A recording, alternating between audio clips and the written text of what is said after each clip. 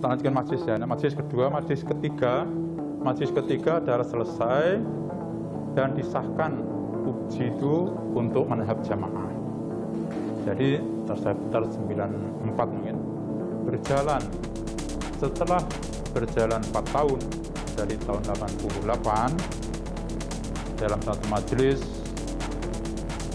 yaitu yang dihadiri Abdullah Sungkar, Abu Bakar Basir, saya sendiri, Ahmad Robit, Mustaqim, Hamzah, Abu Rusdan, Ambali, Abu Fikri, Abdullah Sungkar mengusulkan ini sudah 4 tahun kok, setelah melihat gitu ya, setelah menilai 4 tahun kok masih sebenarnya stagnan aja gitu. Ini bagaimana untuk percepatan itu kita membuat tim kecil. Nah, di dalam sebelumnya di dalam majelis markaziyah itu kan itu amir, kemudian sekretaris, bendahara, ada KSU, kepala staf umum untuk Asyari, terus ada bagian personal, bagian teritorial, bagian diklat. Tadinya saya di diklat itu. Dalam hal itu kemudian ditunjuk saya supaya membuat tim pos untuk supaya bisa ada juntrumnya Askari itu di jamaah Islamiyah. Itulah penunjukan dari Abdullah Sungkar.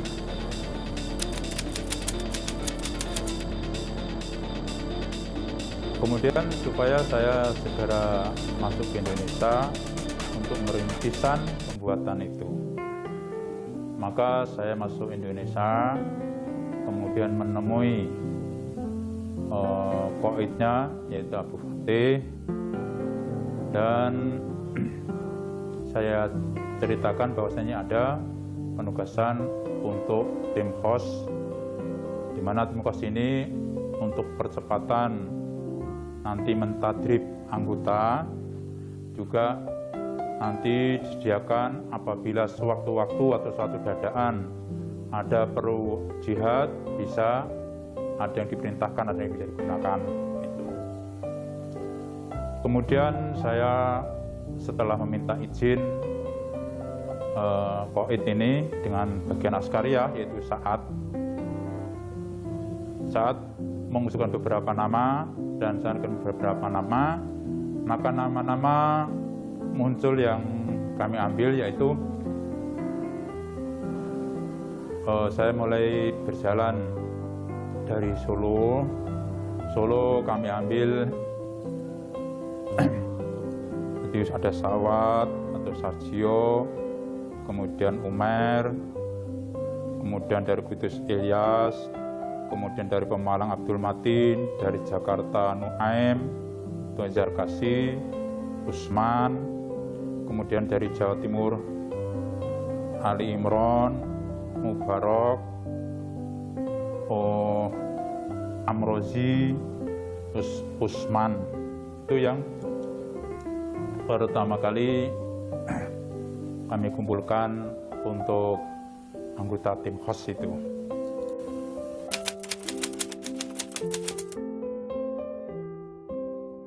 Jadi setelah tim KOS ini dibentuk, saya kumpulkan di Mat Ali, di satu tempat di Mat Ali, kami briefing personalnya ini, kemudian kami tugaskan tugas masing-masing. Gitu ya.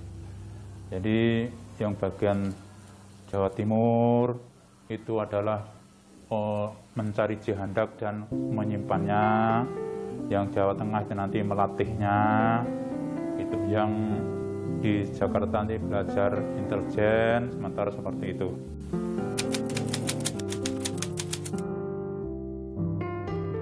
Seminggu setelah itu datang Abu Jibril dari Malaysia, kemudian mengajak saya ke Ambon.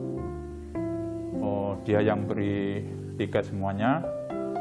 Ya, di di sana dengan Harun Hambali, kamu di sana ketemu namanya Hasan, kemudian ini supaya kamu nggak seperti saya, salah seperti saya dulu, masuk ke daerah Kristen, sehingga kemudian saya damai itu keluar dari situ, alhamdulillah.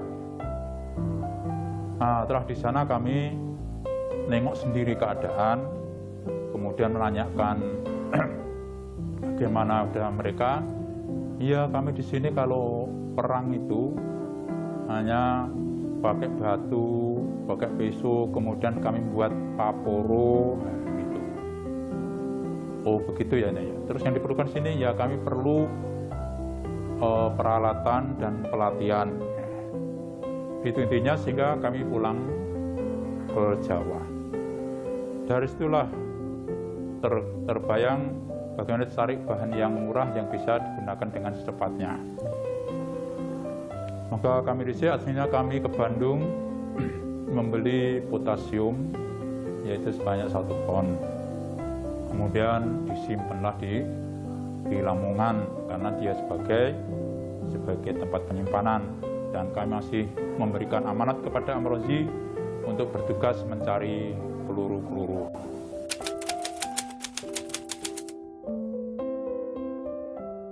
Kemudian setelah itu kami mulai mengirim personal ke Ambon.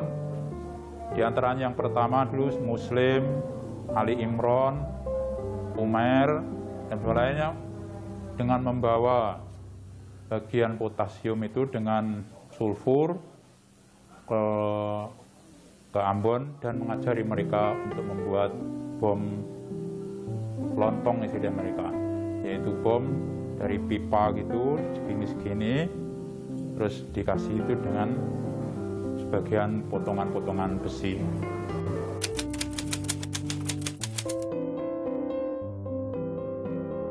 Fase awal memang tidak, tapi kemudian setelah terjadinya pembobolan gudang Brimob Tantoi, sudah mulai banyak senjata, mulailah berdatangan, yaitu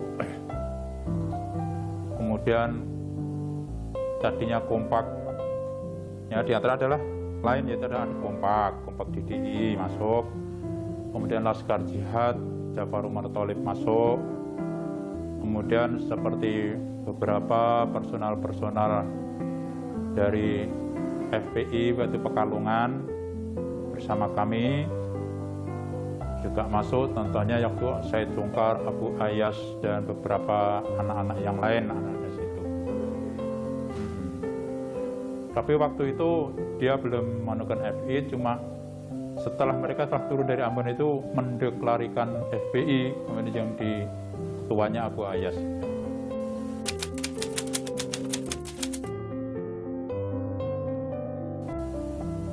Jadi saya secara periodik mengirim orang ke sana, kemudian tidak lama ketika kami di Ambon, kemudian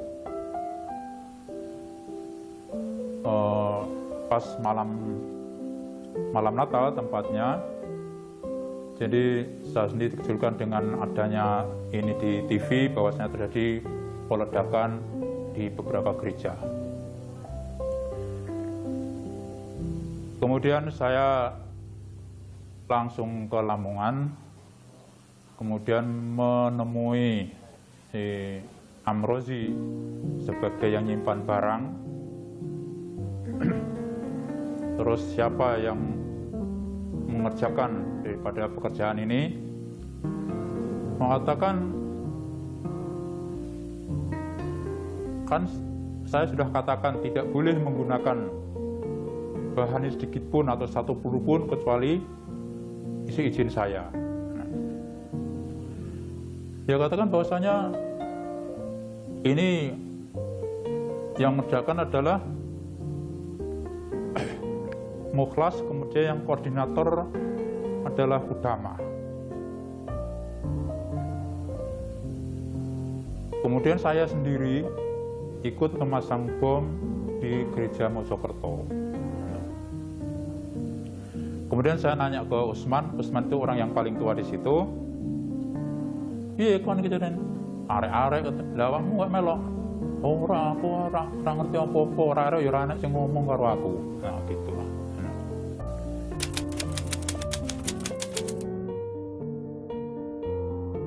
Akhirnya suatu ketika saya ketemu Satu Golji, dia menceritakan ini akibat pembalasan kami, yaitu saya kan pernah dipenjara oleh mereka. Kemudian waktu itu barusan dia bisa lolos keluar dan habis penggempuran Mujahidin MILF oleh pemerintahan Filipina, sehingga camp di situ adalah habis sama sekali dikuasai oleh pemerintahan Filipina. Maka dia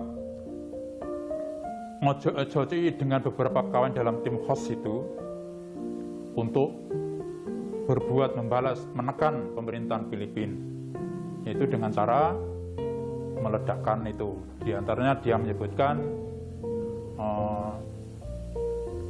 kon jebuk kodit kon dia. Aku dapat duit sendiri dan di antara aku ngambil dari hamba dikasih sama hambali. Kemudian aku melibatkan Nuruddin, Ilyas dalam